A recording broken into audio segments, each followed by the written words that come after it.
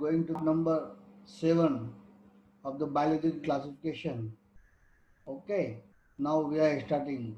We already discussed on the structures and now discuss the sizes of the bacteria. What is the size of the bacteria? Major size and which types of size and smallest size. Okay, and the largest size we can understand here. Between suppose 0.2 to 2.0 mu means what are ranges size, what are ranges of the size of bacteria of between 0.2 to 2.0 mu m. Okay, now next, the micron or the micrometer is the primary unit of the measurement. अपन कहेंगे बात exactly कि कैसे उसको major किया जाए। Major करने का जो फिनोमिना है, जो आपके पाथवे है या मेजरमेंट है, वो कौन सा माइक्रोमीटर। और कितना, 1 micrometre equal to is 1,000 of the millimetre. एक माइक्रोमीटर किसके बराबर होता है? आपके 1000 मिलीमीटर के इक्वल रहता है। ओके, फिर अपन ने कहा नेक्स्ट, सपोज एग्जांपल्स दे रहा इकोलाई, एचरेशिया कोलाई की साइज क्या रहती है? तो 1.12, that's 1.1 to 1.5 mu m in diameter. Escherichia coli की साइज किसके बीच में? 1.1 से 1.5 म्यू एम इन डायमीटर के अंदर। फिर बात करें अपन Bacillus anthracis, B means Bacillus genus, Bacillus anthracis 1.0 to 1.5 in the diameter. समझ में आ रहा है? हाँ, बिल्कुल कनेक्टेड है ना। फिर Bacillus subtilis 0.25 to 1.0 mu m in diameter. बिल्कुल सिंपल, कुछ भी नहीं। और ये एग्जांपल पूछे जाते हैं एग्जाम्स के अंदर। Now next, small bacteria. Which bacteria are the small bacteria here? Like that mycoplasma means mycoplasma is the smallest cell of the animal. सबसे स्मॉलेस्ट सेल कौन सी है आपके? माइकोप्लाज्मा। तो अपन यहाँ पर देखें कि सपोज स्मॉलेस्ट बैक्टीरिया भी यही माना जाएगा, तो कितनी साइज होती है? 0.25। जनरली अपन यहाँ पे देख लेते हैं कि रेंजेस क्या रहती है? 0.2 to 2.0, बट यहाँ पे तो 2 से भी नीचे 0.25 म्यू एम। एग्जाम्पल दे और नेक्स्ट है हीमोफिलस इन्फ्लुएंजी। इसका कितना? 0.2 to 0.33 म्यू एम। ये सब स्मॉलेस्ट बैक्टीरिया के अंदर माने जाएंगे। फिर माइकोप्लाज्मा ग्लाइसेप्टिकम है ना, gallisepticum 200 to 300 nanometre in diameter. तो there are the smallest bacteria है ना। ये सब तीनों की तीनों स्मॉलेस्ट बैक्टीरिया है। और ये जनरल बैक्टीरिया की साइज अपन ने ऊपर देखी है, ये एग्जाम में पूछे जाते हैं। जो ब्लू कलर के दिखाए ना, ये एग्जाम्स के अंदर आना पूछे जाते हैं एग्जाम्पल्स के फॉर्म में। अपने को थोड़ा इस पे ध्यान रखना है। नेक्स्ट बात करें लार्ज बैक्टीरिया की। लार्ज बैक्टीरिया कौन कौन से कहेंगे अपन? स्क्वाड्रीनियम बिस्टेटली, ये आपके 4 to 5 mu m in diameter के अंदर रहता है ये। फिर बाद में बात करते हैं अपन थायोमैग्रेटा है, नेमीबेंसिस, ये आपके लार्ज बैक्टीरिया के अंदर आएगा। सपोज 0.75 एनएम इन डायमीटर के अंदर है। फिर बात एक इसी का बात करता है आपके ये थायोमैग्रेटा या आपके नेमीबियंसिस की बात कर रहे हैं, ग्राम पॉजिटिव बैक्टीरिया है। थायोमैग्रेटा नेमीबियंसिस ये ऐसा बैक्टीरिया है जो आपके नेगेटिव है बैक्टीरिया है। और इसका शेप देखा जाए तो कॉकॉइड है। कॉकॉइड मीन्स डट्स राउंड, इस तरह से कॉकॉइड शेप के अंदर है। डिस्कवर्ड किसने किया? सपोज कहाँ हुआ? तो अपन कहेंगे ओशन सेडिमेंट के कहाँ के अंदर? निम्बिया। ये कहाँ है? साउथ वेस्ट अफ्रीका के अंदर है ना, सी है, वहां पर इसका डिस्कवरी हुई। फिर कुछ बैक्टीरिया ऐसे भी प्रेजेंस होते हैं जो कैसे आपके साइनोबैक्टीरिया ऑलमोस्ट 60 म्यू एम के साइनोबैक्टीरिया होते हैं। तो ये बड़े बड़े बैक्टीरिया कौन से थे, लार्ज बैक्टीरिया कौन से थे, उनके बारे में अपन ने बात की। मेन बार बार मैं कह रहा हूँ, इनके एग्जाम्पल्स बहुत इंपॉर्टेंट एग्जाम्पल्स है, पूछे जाते हैं, आपको इसको लर्न रखना है एग्जाम्पल्स को, ठीक है। फिर आगे बढ़ते हैं।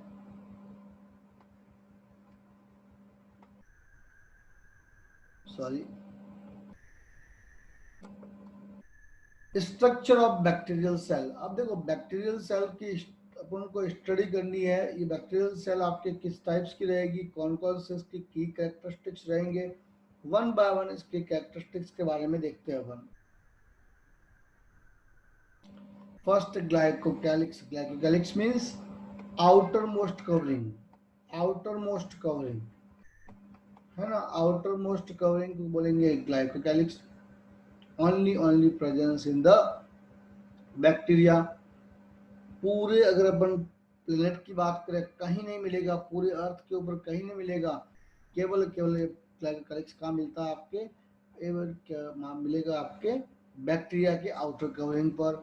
Cell wall second, inner inner of the, या कहेंगे जस्ट इसके नीचे की वॉल को सेल वॉल कहेंगे। फिर बाद में सेल मेम्ब्रेन, जस्ट इसके नीचे आपके मेम्ब्रेन। तो अपन कह सकते हैं जो बैक्टीरिया की जो वॉल है वो 3 वॉल से मिलकर बनी है। वो 3 वॉल कौन कौन सी है, सबसे आउटर ग्लाइकोकैलिक्स, फिर अंदर की बात करें तो सेल वॉल, और अंदर जाए तो सेल मेम्ब्रेन। तो कहेंगे सेल मेम्ब्रेन है बिल्कुल आपके साइटोप्लाज्म में, जो अंदर आपका लिक्विड, उसका जो प्रोटोप्लाज्म है वो उसके कनेक्टेड रहती है। उसके बाद सेल वॉल, उसके बाद ग्लाइकोकैलिक्स। फ्लैजिला प्रेजेंस होता है। अगर फ्लैजिला प्रेजेंस से मीन्स तो क्या है, ये मोटाइल है। फिर बात करते हैं सीलिया और पिलाई भी प्रेजेंस होती है। पिलाई आपके काम करती है, देखिए सीलिया और फ्लैजिला दो अलग अलग वर्ड है। सीलिया और फ्लैजिला ये दोनों आपके मूवमेंट के अंदर हेल्प करेंगे। इस वजह से इसको अपन कह सकते हैं लोकोमोशन, या कह सकते हैं अपन मोटाइल कंडीशन कहेंगे, क्योंकि ये कहाँ हेल्प कर रहे हैं, मूवमेंट के अंदर, लोकोमोशंस के अंदर हेल्प करते हैं। But pili are not help in the locomotion. ये कहाँ हेल्प करेगी, तो अपन बात करेंगे, ये हेल्प करती है आपके रिप्रोडक्शंस के अंदर इन्वॉल्व होती है पिलाई। देखेंगे कैसे ये काम करती है पिलाई आपके, है ना। फिर बात करते हैं साइटोप्लाज्मा। इसके साइटोप्लाज्मा की बैक्टीरिया की बात करें तो कौन कौन रहेगा, ट्रू न्यूक्लियस होगा या नहीं, नहीं मीन्स न्यूक्लियोइड रहेगा इसके अंदर, ठीक है ना। न्यूक्लियर ट्रू न्यूक्लियस नहीं होता है। फिर अगर बात करें अपन राइबोसोम्स आपके प्रेजेंस होगा। ये दोनों इसके अंदर प्रेजेंस होते हैं, बस इसके साइटोप्लाज्म में और कुछ भी नहीं होता है। बाकी आपके इंक्लूजन्स बॉडी रहेगी, वो अपन आगे देखते हैं। फिर राइबोसोम, ये बता दिया है इसने, इसके अंदर राइबोसोम पढ़ना है। फिर इसके अंदर वापस न्यूक्लियर रीजन, जो न्यूक्लियोइड का अपन ने वो पढ़ना है। फिर इसी के अंदर साइटोप्लाज्म में किसको पढ़ेंगे अपन, इंक्लूजन्स बॉडी, या कहेंगे एंडोस्पोर्स को पढ़ेंगे। इंक्लूजन्स बॉडी क्या है, तो अपन कहेंगे कि कहेंगे कि बैक्टीरियल सेल से जो नॉन लिविंग पार्ट सिक्रेट होता है, नॉन लिविंग पार्ट जो आपके बनता है, उसको अपन क्या नाम देंगे, उसको ही अपन कहेंगे इंक्लूजन बॉडी। ओके, नेक्स्ट बात करते हैं एंडोस्पोर की बात करते हैं। एंडोस्पोर एक तरह से अनफेवरेबल कंडीशंस के अंदर फॉर्म होते हैं, या आपके रिप्रोडक्शंस के अंदर भी आपके इन्वॉल्व होंगे। देखेंगे किस तरह से ये काम करते हैं। तो now let's start one by one. First is a glycocalyx. उससे पहले इसका डायग्राम समझ लेते हैं अपन, डायग्राम के अंदर क्या चीजें हैं। तो थोड़ा आप डायग्राम को समझने की कोशिश करें। ओके, मैंने आपको बताया था सबसे बाहर की जो लेयर अपन ने देखी थी, ये देखें, ये दिख रही है आपको बाहर वाली लेयर, जिसने इसमें लिखा है म्यूसिलेज। म्यूसिलेज का मीनिंग यही है आपकी, इसी को एक और नाम बोलते हैं अपन स्लाइम लेयर। क्या नाम देते हैं, स्लाइम लेयर। और यही आपकी ग्लाइकोकैलिक्स है, ठीक है। फिर जस्ट उसके इनर साइड में देखें तो अपन ने को सेल वॉल दिखेगी, यहाँ ये देखें, जस्ट ये बाहर सबसे आपके म्यूसिलेज वाली लेयर या ग्लाइकोकैलिक्स कहेंगे। फिर अंदर ये जो लेयर अपन ने देखी, ये सेल वॉल का, सेल वॉल के जस्ट अंदर और एक लेयर प्रेजेंस है।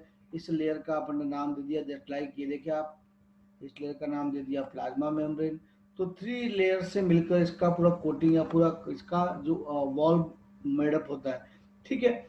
यहाँ पर इसके अंदर देखिए जगह जगह पर इसके अंदर बहुत सारे आपके स्ट्रक्चर्स दिखेंगे आपको, फ्लैजिला दिखते हैं, फ्लैजिला, ये फ्लैजिला दिख रहे हैं ना, लंबे फ्लैजिला, है ना, ये फ्लैजिला, ये फ्लैजिला, ये flagella. Flagella have the three part. देखिए आप सबसे पहले इस वाले जहां से फ्लैजिला का ओरिजिन होता है उसको बोलते हैं अपन बेसल बॉडी। ओके, फिर एक होता है हुक, एक होता है फिलामेंट। तो पूरे अगर फ्लैजिलम का स्ट्रक्चर देखे, पूरे फ्लैजिलम का एक वन फ्लैजिलम का स्ट्रक्चर देखें तो made up of the three part से मिलकर बना है ये। फर्स्ट बेसल पार्ट, फिर आपके हुक, और दूसरे उससे निकलने वाला जो आपके थ्रेड लाइक स्ट्रक्चर फिलामेंट। फिर मैंने कहा था कि स्ट्रक्चर ऐसा भी होता है जो आपके कहेंगे अपन रिप्रोडक्शन के अंदर इन्वॉल्व होता है, लोकोमोशन के अंदर या मूवमेंट में इन्वॉल्व नहीं होता।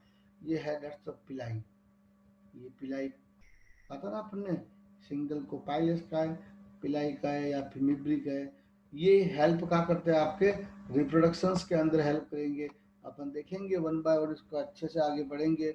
फिर इसने अपन ने कहा था इसके साइटोप्लाज्म में ये देखिए बिल्कुल ये है ना, जिनके अंदर क्या एब्सेंस होती है तो अपन कहेंगे एब्सेंस इसके अंदर होती है न्यूक्लियर मेम्ब्रेन। इस वजह से ये स्ट्रक्चर बनता है आपके न्यूक्लियाइड। ओके, फिर आपके राइबोसोम प्रेजेंस होते हैं, है ना, ठीक है ना, ये सब राइबोसोम्स आपके छोटे छोटे आपके राइबोसोम्स प्रेजेंस है। बाकी सबका सब आपके आरएनए भी प्रेजेंस है इसका, और बाकी जो मटेरियल लिख रहा है इंक्लूजन बॉडीज के अंदर अपन मानेंगे। इसके अलावा एक इम्पोर्टेंट इसके अंदर पार्ट होता है वो अपन पढ़ेंगे, इसका नाम है मीजोसोम। क्या नाम है आपके? मीजोसोम। ये मीजोसोम आपके हेल्प करेगा। मीजोसोम हेल्प करता है रेस्पिरेशन के अंदर, गैसेस के एक्सचेंज के अंदर, रिप्रोडक्शन के अंदर, पढ़ेंगे वन बाय वन एक्सक्रीशन के अंदर, ये सब मीजोसोम्स आपके काम करता है। कभी कभार ये क्या करता है, मीजोसोम इसके साथ में जुड़ जाता है तो एक नया स्ट्रक्चर बना देता है, इसको बोलते हैं एपिसोम। क्या बोलते हैं अपन? एपिसोम। देखेंगे आगे वन बाय अपन ने जनरल स्ट्रक्चर इसको समझने की अपन ने ट्राई की। ओके, तो बड़े आगे अपन वन बाय वन क्लियर करें। चलिए फर्स्ट बात करते हैं ग्लाइकोकैलिक्स। ग्लाइकोकैलिक्स है क्या? तो अपन कहेंगे outer most covering of the bacterial cell. Bacteria के सबसे बाहर की सबसे आउटर मोस्ट कवरिंग जो होगी वो कौन सी? आपके ग्लाइकोकैलिक्स से। देखे किसकी बनी रहती है? Carbohydrate and rich coating. ये केवल और केवल मैं वापस बता रहा हूँ, ये ग्लाइकोकैलिक्स पूरे एनिमल किंगडम की अगर बात की जाए तो कहीं आपको नहीं मिलेगी। Only only only found in the bacteria. बाकी पूरे यूनिवर्स में ढूंढ ले, ये ग्लाइकोकैलिक्स आपको नहीं मिलेगा। क्या प्रोवाइड करवाती है? तो अपन कहेंगे provide protection quote from the host of the factor. तो जितने भी आपके बैक्टीरिया जो जहाँ पे ये डिपेंड, जहाँ पे ये सर्वाइव करेंगे, तो होस्ट उसको कोई ना कोई जैसे होस्ट के फैक्टर होते हैं उसको डाइजेस्ट ना कर दे, उसको लाइसिस ना कर ले, इसको आपके मार ना दे, तो इसलिए क्या एक प्रोवाइड करवाती है होस्ट से, ये प्रोटेक्शन प्रोवाइड करवाता है। फिर important stabilize the ability of the bacteria to an infection. Bacteria के अंदर जो इन्फेक्शन कैपेबिलिटी आती है, बैक्टीरिया कोई भी इन्फेक्शन करने के फॉर्म में आ जाता है, मीन पैथोजेंस कंडीशन में आपके इंप्रूव होता है। तो एक आपके फैक्टर ये भी है, one of the factor is the presence of the glycocalyx. ये भी एक आपके रोल प्ले करेगा उस बैक्टीरिया को इन्फेक्शन क्रिएट करवाने में। फिर अगर मान लीजिए ये पूरे अगर बैक्टीरियल सेल के ऊपर टाइटली अगर बाउंडेड है, बैक्टीरियल सेल के ऊपर कहेंगे सेल वॉल के साथ में टाइटली बाउंडेड है, तो इस स्ट्रक्चर को बोलेंगे अपन कैप्सूल। कभी पूछा जाता है अगर ग्लाइकोकैलिक सेल वॉल के बिल्कुल टाइटली बाउंडेड है तो क्या बोलेंगे अपन इसको? इसका नाम देंगे कैप्सूल। कभी ये भी देखा कि लूजली अटैच्ड है, कभी कंडीशन ऐसी है कि लूजली अटैच्ड है, उसके बाद में उसको आसानी से अपन रिमूव कर सकते हैं, तो इसको अपन कहेंगे स्लाइम लेयर। क्या नाम देंगे? Slime layer. देखिए ये लिख रहा है loosely attached glycocalyx that can be removed from the cell from more easily is referred to as the slime layer। इसको अपन आसानी से रिमूव कर सकते हैं और इसको अपन नाम दे दिया आपके स्लाइम लेयर। तो ग्लाइकोकैलिक्स दो कंडीशन में हो सकती है, एक तो कौन सी आपके कैप्सूल कंडीशन में, और सेकंड कौन सी? स्लाइम लेयर कंडीशन में। कैप्सूल कंडीशन में कब होगी? जब वो सेल वॉल पे बिल्कुल टाइटली आपके क्या रहेगी, बाउंडेड, तब। और अगर मान लो लूजली है तब क्या मानेंगे इसको अपन, स्लाइम लेयर।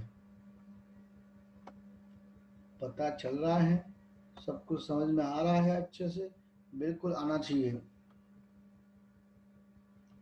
फिर अपन ने कहा कंस्ट्रक्टेड ऑफ वन और more sugar that are called the saccharide. अपन ने कहा इनका फॉर्मेशन कैसे होता है, तो अपन ने कहा शुगर से इसका ग्लाइकोकैलिक्स जो बना होता है, एग्जैक्टली ग्लाइकोकैलिक्स का किससे बना है, तो अपन कहेंगे ये बना है शुगर से। उस शुगर के जुड़ने से बनता है सैकेराइड। जब बहुत सारे सैकेराइड जुड़ते हैं तो बन जाता है पॉलीसैकेराइड, है ना। कहा ना, if more than one saccharide is present to form the polysaccharide. तो अपन ने और क्लियर कह दिया कि ग्लाइकोकैलिक्स का फॉर्मेशन पॉलीसैकेराइड से हुआ है। देखते हैं पॉलीसैकेराइड किससे कैसे इसका फॉर्मेशन रहेगी। तो उसके अंदर टू फंक्शंस हैं, मेजर दो फंक्शन आपके फंक्शन पे रोल प्ले करता है आपके। फर्स्ट, अगर जिनके ऊपर आपके ये ग्लाइकोकैलिक्स प्रेजेंस है, उस बैक्टीरिया को कैसा बना देते हैं ये, become harder for the immune cells. So a bacterium with the glycocalyx become more invisible to the immune system of the host। बात समझ में आई। सपोज कीजिए ये इंसान का शरीर है, इंसान का बॉडी है, और इसके अंदर एक बैक्टीरिया है, वो इसमें इन आपके इन्वेड हो गया, है ना, इसके ऊपर इन्फेक्शन क्रिएट कर लिया। तो जैसे ही बैक्टीरिया इसके अंदर आता है, तो बॉडी आपके जो ह्यूमन का बॉडी है, वो इसको मारने के लिए अपना ह्यूमन का बॉडी इम्यून सिस्टम या इम्यून सेल्स को एक्टिवेट करता है टी लिम्फोसाइट, बी लिम्फोसाइट अपन पढ़ेंगे आगे, उनको एक्टिवेट करता है, उस इन्वेडर्स को मारने की कोशिश करता है। लेकिन इसके पास अगर ये ग्लाइकोकैलिक्स है, अगर ग्लाइकोकैलिक्स अगर इसके पास में है, तो एक तो आसानी से मारना, एक बहुत मशक्कत करनी पड़ती है, बहुत परेशानी उठानी पड़ेगी। जनरली ये बहुत ना तुरंत नहीं मरेगा, बहुत सारा इस पे अपन कहेंगे एंटीबॉडी ज्यादा सिक्रेट करनी पड़ेगी, है ना। Lymphocyte, B lymphocyte, T lymphocyte को अपन को ज्यादा यहाँ पे एक्टिव करना पड़ेगा, तब से बनेंगे ये। तो कहने का मतलब ये हुआ कि अगर मान लीजिए किसी बैक्टीरिया के ऊपर ग्लाइकोकैलिक्स है, तो वो ह्यूमन के इम्यून सिस्टम के लिए बहुत बड़ी प्रॉब्लम क्रिएट कर सकता है। मींस वो जन आसानी से आपके डिस्ट्रॉय नहीं होगी ह्यूमन की बॉडी के अंदर। क्यों नहीं होगी, बिकॉज हैविंग द ग्लाइकोकैलिक्स। तो ह्यूमन के आपके मैं ह्यूमन का एग्जांपल दे रहा हूँ, किसी भी हॉस्ट की बात करें, जिस हॉस्ट के अंदर ये बैक्टीरिया जाएगा उसके ऊपर अगर ग्लाइकोकैलिक्स की लेयर है, जिस ऑर्गेनिज्म में बैक्टीरिया जाएगा उसमें ग्लाइकोकैलिक्स की लेयर है, तो उसके उसका जो खुद का, जिसके अंदर जा रहा जो हॉस्ट है, उनका इम्यून सिस्टम इस बैक्टीरिया के ऊपर प्रॉपर वर्क नहीं कर पाएगा, क्योंकि क्या बना देता है ये, हार्डर बना देता है उसको। फिर इसने कहा इन्फेक्शन, ऐसे कौन कौन से इन्फेक्शन स्ट्रेंथ है, ऐसे कौन कौन से एग्जाम्पल्स है जो इसकी वजह से बनते हैं, ग्लाइकोकैलिक्स की वजह से। नाम दे दिया स्टेफाइलोकोकस, फिर नाम दूसरा स्टेप्टोकोकस, फिर सुडोमोनास। ये डिजीज कॉज करते हैं जिनके ऊपर क्या प्रेजेंस है, ग्लाइकोकैलिक्स प्रेजेंस है। तो इस वजह से वो इन्फेक्सेबल कंडीशन में आ जाते हैं, और होस्ट के अंदर जाने के बाद भी होस्ट की इम्यूनिटी पावर इसको डिस्ट्रॉय करने में आपके इतनी कैपेबल नहीं हो पाती जितनी होनी चाहिए। ओके। फिर सेकेंड फंक्शन क्या है, ये प्रमोट करता है। देखो हर कोई, सपोज कीजिए एक और यहाँ पे मैं एग्जांपल दूं, ये एक ऑर्गेनिज्म है और यहाँ पर एकदम से बैक्टीरिया आके इन्वेड हो जाए ऐसा कुछ, तो ये कब होगा, तो अपन कहेंगे कि एक सेकेंड फंक्शन, एक ग्लाइकोकैलिक्स अगर इसके पास में है, तो ये बैक्टीरिया तुरंत इससे अटैच हो जाएगा, अटैच हो गया इस पे इन्फेक्शन क्रिएट कर लेगा। तो दूसरा फंक्शन कहा ना इसने, promote the adhesion of the bacteria to the living and the inert surface and the formation of the adherent called the biofilm। कि जैसे यहाँ पर आपके इससे अटैच होता है, अटैच होने की वजह से वहां पर एक का स्ट्रक्चर फॉर्म कर लेता है ना, उसके अंदर जाके सरफेस के ऊपर जाके, तो उसको नाम देते हैं अपन बायोफिल्म। क्या होती है बायोफिल्म, मैं आपको एग्जांपल दूं। आपके माउथ के अंदर कभी कभार कई लोगों के देखा होगा पीले कलर के ना, पीला पीला मटेरियल भर जाता है, वो कितना ही ब्रश करता है लेकिन बाहर नहीं निकलता, उसको बोलते हैं प्लाक। उस प्लाक को निकलवाना पड़ता, तो वो प्लाक किससे बना है, तो अपन कहेंगे प्लाक बना आपके इस ग्लाइकोकैलिक्स की वजह से बना, जहाँ पे बैक्टीरिया जाने की वजह से ये बायोफिल्म बनी। एग्जांपल देखते हैं, ये दिखाना इसने, देखो, dental plaque formed by the glycocalyx producing, कौन सा आपके तो बात कर दी इस बैक्टीरिया की, स्ट्रेप्टोकोकस म्यूटेंस, है ना, which can become a focus for the tooth enamel and digesting acid formed by the bacteria। तो जो अपन खाना खाते, इसलिए बोलते हैं खाना खाते वक्त मुंह को अच्छे से साफ करना चाहिए। कुछ अगर फूड पार्टिकल्स है तो वह बैक्टीरिया जाएंगे। अगर मान लीजिए इस टाइप के बैक्टीरिया जाते हैं, तो ये जैसे स्ट्रेप्टोकोकस म्यूटेंस टाइप के बैक्टीरिया आपके इन्वेड होते हैं, तो वहां जाके इस तरह का आपके प्लाक का फॉर्मेशन कर सकते हैं, इस टाइप के बायोफिल्म का फॉर्मेशन कर सकते हैं। और हमेशा ये दांत पीले ही रहते हैं, फिर साफ भी नहीं हो पाते, फिर आपको डेंटिस्ट के पास जाना पड़ता है इनको सबको रिमूव करने के लिए। ओके। फिर second condition, the chorionic lung infection भी क्रिएट कर सकता है ये, form of the cystic fibrosis, ठीक है। और किससे वजह से होता है, ये भी ग्लाइकोकैलिक्स प्रोड्यूसिंग बैक्टीरिया की वजह से। एग्जांपल इसने नाम दे दिया आपके, सूडोमोनास, सूडोमोनास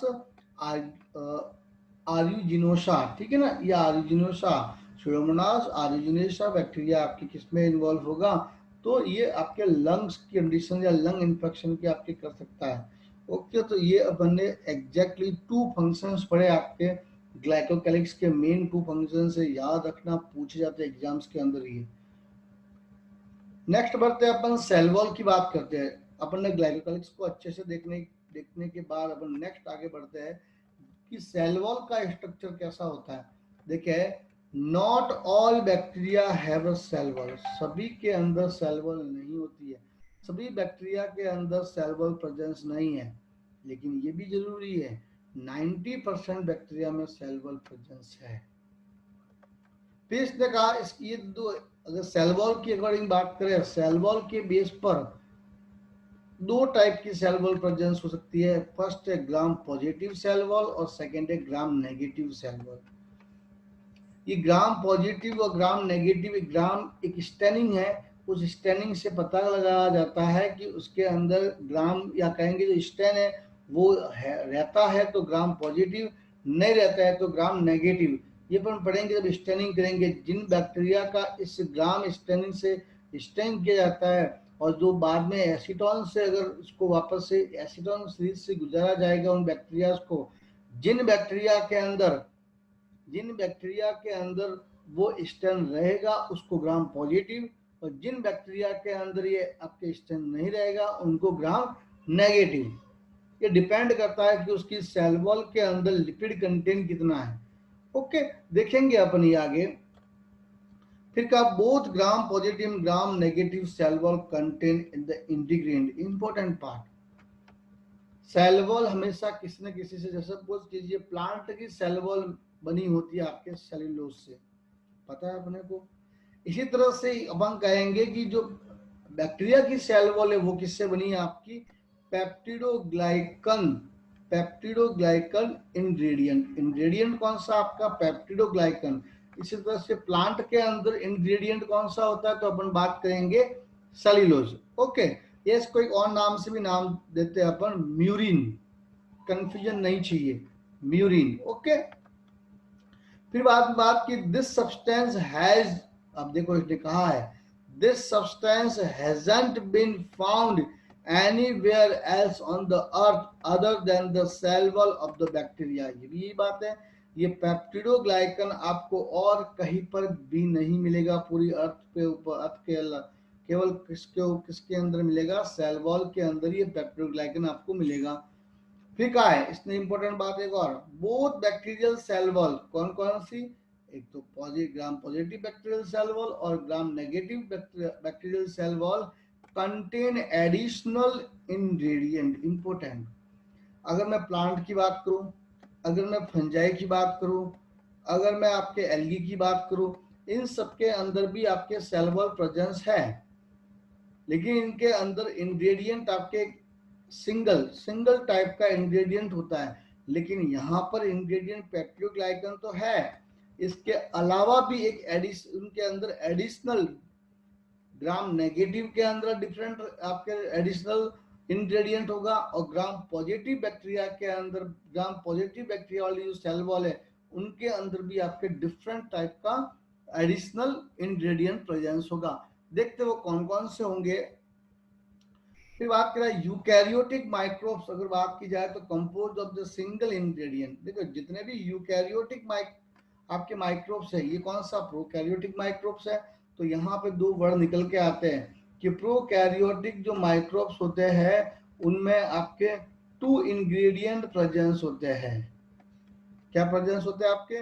2 इंग्रेडिएंट प्रेजेंस होते हैं। अगर अपन कहें यूकैरियोटिक माइक्रोब्स की बात करें तो इसमें आपके 1 इंग्रेडिएंट प्रेजेंस होता है, ये कभी मत भूलना, पूछा जाता है। और इसमें बात करें पहला कौन सा होता है, पेप्टिडोग्लाइकन, और दूसरा दोनों में अलग होता है। इसके अंदर आपके देखे, फर्स्ट बात करते हैं सेलुलोज किसमें होता है, आपके एल्गी के अंदर होता है। इसी तरह से बात करें काइटिन किसके अंदर होता है, आपके फंजाई के अंदर होता है। तो बिल्कुल एकदम की पॉइंट है, ये सब कुछ क्लियर होना चाहिए, 1% भी आपके माइंड के अंदर नेगेटिविटी या डाउट नहीं आने चाहिए। अगर आते हैं तो वीडियो को बार बार रिवाइज करके पढ़े ताकि प्रॉब्लम क्रिएट ना हो। ओके, फिर अपन ने कहा ये देखो क्या काम करता है सेल वॉल, तो अपन ने कहा maintain the cell shape, cell के शेप को मेंटेन करते हैं, which is important for the cell will grow, ताकि ग्रो हो सके, रिप्रोडक्शन में, ऑब्टेन न्यूट्रिएंट एंड मूव, सब इतने सारे फंक्शंस आपके सेल वॉल प्रोवाइड करवाता है। ओके, आगे बढ़े। It protect the cell from osmotic lysis, very very very important. Osmotic lysis का मीन है, सपोज आपने हाइपर दो, अगर सपोज कीजिए ये बैक्टीरिया एक ऐसे एनवायरनमेंट के अंदर है,